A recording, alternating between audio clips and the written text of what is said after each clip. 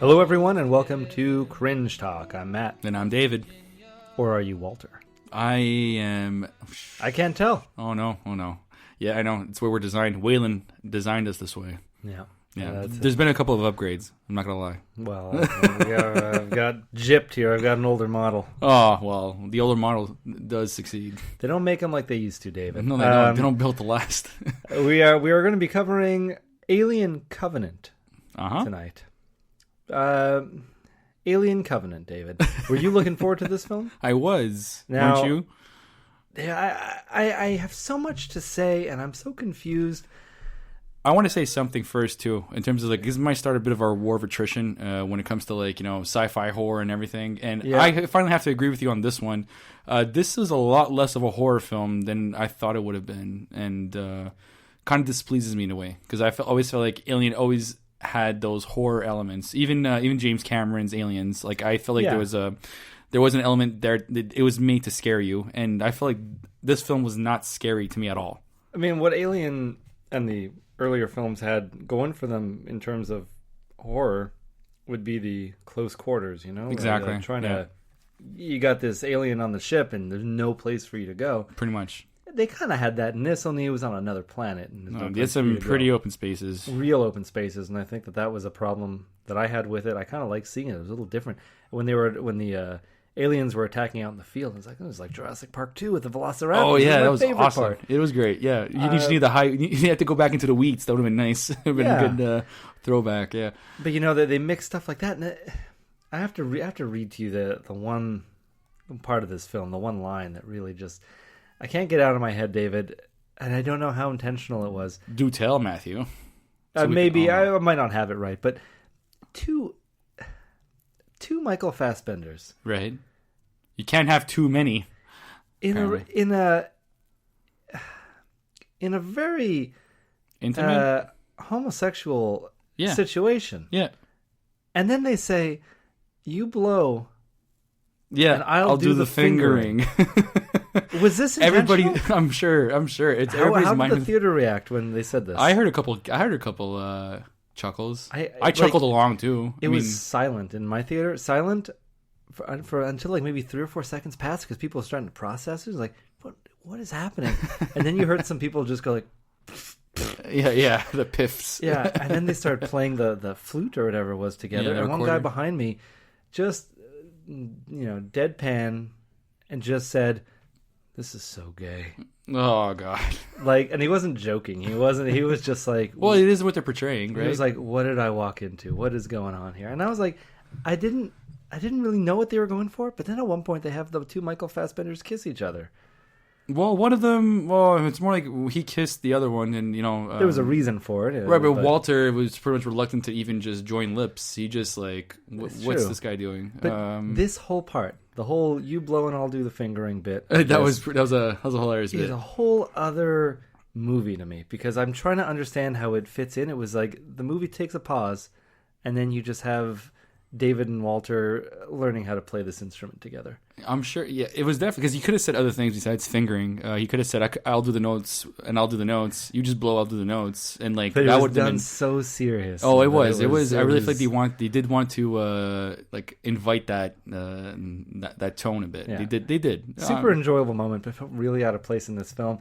I understood. Not really. Not out of place. I wouldn't say out of place. I felt this whole scene, whole situation. They wanted David to explode. David is a very emotional android for some odd reason. And the thing is, these androids, they have an effect on the franchise too. Don't forget, like the ones that were close to the emotions usually tend to self-destruct. Or they usually cause problems against the humans. They think they're better than them, and that's already established within the first 5 minutes of the film, as we see when we have Guy Pearce and Mike Fassbender after David is created. They have their interaction, and you see what was implemented into David's creation. When Guy Pearce goes, "I've always wanted to know what my creator was like, but I am your creator."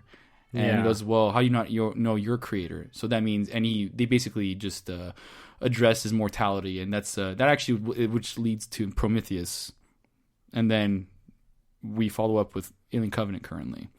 Okay, yeah, I feel like I was at a loss for not having recently watched Prometheus. I felt like there was a lot I wasn't getting in this film. Yeah, well, they were saying they were even saying that this film was going to be a sequel to Prometheus. They said that already, and I was okay with it. I was perfectly fine with it because I did like Prometheus. A lot of people hate Prometheus, and for their own reasons. But I enjoy Prometheus as it is, as a standalone film. Maybe like a prologue to Alien, which is fine. I felt like Prometheus was more when we have this. You and I have this heated discussion between Alien, between sci-fi and horror. Prometheus definitely is dominantly a sci-fi as opposed to a horror. Okay. I believe that 100%, which takes, it kind of takes away from the alien element, which they did until you saw it at the end. And now this film, I felt like, okay, well, I'll tell you right now, the film is not a bad film, but I'm overall disappointed with it. Okay, what were you hoping to get out of this film? Well, what I expected was, I was hoping was going to have more horror attributes, as Alien always was. Which is, we starting from Alien to Aliens. Alien 3 definitely didn't have that attribute. It was more of it seemed more dramatic than anything, more of a sci-fi drama more than anything. But that's where people start to drift off from the franchise. But I felt this film, I thought the aliens would have more of an effect. But again, they kind of recycled narratives from Prometheus, which is fine. But it was way too much. And I didn't like the fact that they took the same idea that, let's have this android start crap. And that's what it was. It was David starting crap, because that's what Prometheus was. He was manipulating his way to just to see how creation works. He's obsessed with creating things.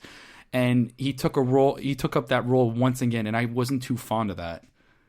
I really wanted the alien to be incidental. Them, they have to, like we all saw in Close Quarters. I guess they didn't want to do that again. That's fine. Mm-hmm. But I was very disappointed with that, and I am not too keen on the.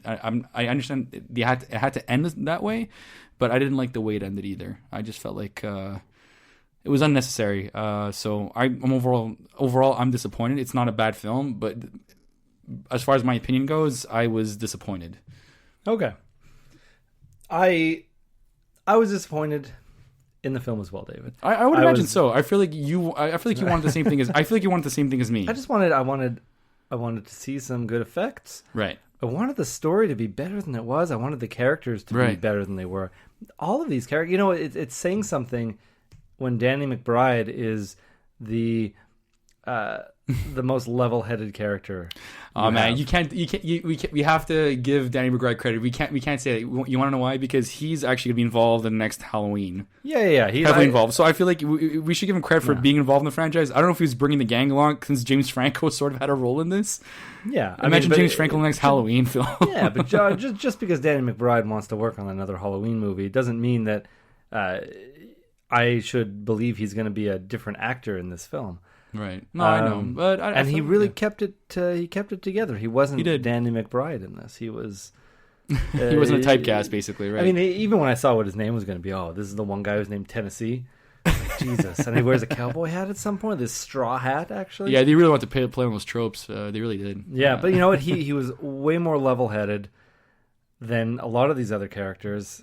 Some of these characters, David, I don't understand them. His wife was the worst, actually. She seemed his wife was the worst. This was what was her name again? I want to say it was Ferris. Wikipedia tells us different. Yeah, Wikipedia is saying it was Maggie. It was Maggie. So if anybody wants to let us know too. And that's another thing, David, is we counted 4 couples. Right.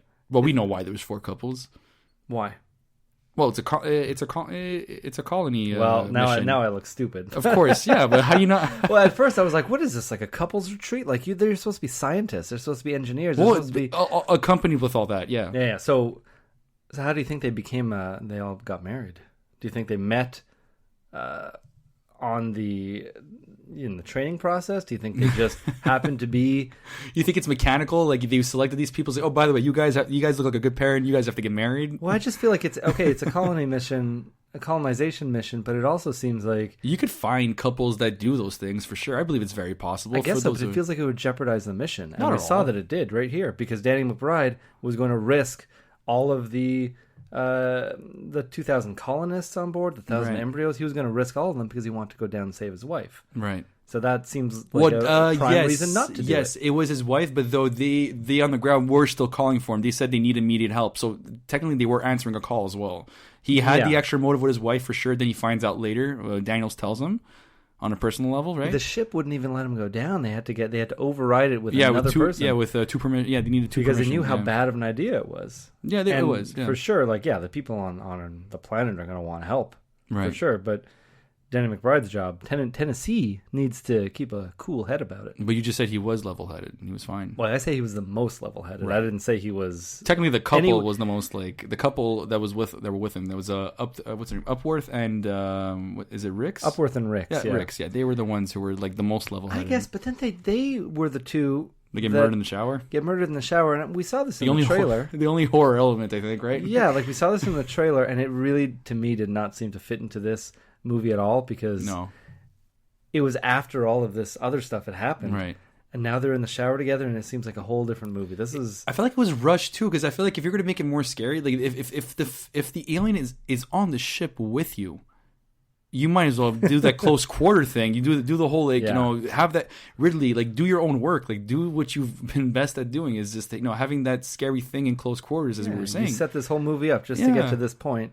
Let's do something with it. Yeah, do something. Make it scary. Make it give it that tone. And they, I don't know. I think people like the resolution is very similar to what Aliens was. So Ridley's like, you know what? Let me rip a page off Cameron's book. And I was a little, I don't know. I felt like it was way too recycled. Like a lot of people compare the latest Star Wars with A New Hope, and they said it was recycled materials. Though obviously, I felt like what Star Wars brought, new characters and a whole. Different narrative, but I feel like this was completely recycled from Alien. Here was way more recycled from the previous films. Well, it's got to be recycled themes and recycled, but there's no substance ideas, to it. But this did not feel like there was very much substance. All the characters in this didn't feel like they had anything going for them, and it's a freaking android taking except all the for attention. David and Walter. David and Walter's the two people who were not human had the most character development. And people are thinking is there going to be a future with David? I'm like, I'm hoping not. I mean, the next. I mean, I know the next installment has to be when the colony gets colonized. We'll probably see that process, and the way it ends is the aliens will overrun that colony, and they'll call to Nostromo, and that's where Ripley comes along. That's where Alien comes along in 1979. Yeah, man. I want to talk a little bit more about the characters, and then we can get into a bit of the plot of the movie, some of the stuff that I didn't think worked so well. But so we're talking four couples here. Now, Danny McBride's wife, like we talked about, her name was Ferris. Or Maggie. I want to know the vetting process of how do you get these people into the ship and put them in charge of a mission to recolonize a planet, or to colonize a planet. You have 2,000 colonists, 1,000 embryos, and you put somebody on that ship who is going to act in such an irrational way. I guess you never really. They should have to go through a process. Isn't there a protocol for what happens? Totally. They were prepared to be in what's the planet they were going to initially? It was Obergray. How do you spell it? Origai 6. Origai 6. So they were trained. They knew the terrain. They were trained to go to that planet. Now, from the beginning, Daniels was skeptical from going there in the first place. She did not want to go there. But nobody wanted to go back into their pods. And her, of all people, who just lost her significant other, which was James Franco, says no. We should go back in our pods and go to the place we were trained for. So. This is basically obviously how do I say it? It's a predetermined. It's already premeditated. Do you agree that makes sense? That that Daniels' plan. She was the one who lost her husband, right? That her plan made sense to stick to the plan. Exactly, to go where you're supposed to be going. To go where you're supposed to go, because there were months, if not years. Definitely at least years worth of research into this Origai 6 planet to, you want to know what the terrain is going to be like, what the oxygen levels are at, what all this is at, and you find something last minute and you decide to abort the mission and just change it. You have other lives counting on you. You can't just, this needs to go under there's got to be I'm surprised. Yeah, there was no communication back home to their mother should be communicating back home saying that they're about to go they're about to go colonize another planet instead of Origai 6. Yeah, because who's in charge now? Now it's Orem. Orem is the second in charge captain. That's right. He should not have been left in charge. Well, that's clear. That's clear. We know that clearly. And there's no redemption for him because at no point Absolutely. did he make a good decision. It was never a good decision, and he's just destroyed humanity. Yeah. On The this, thing is that planet. everybody. The thing is that like what I find interesting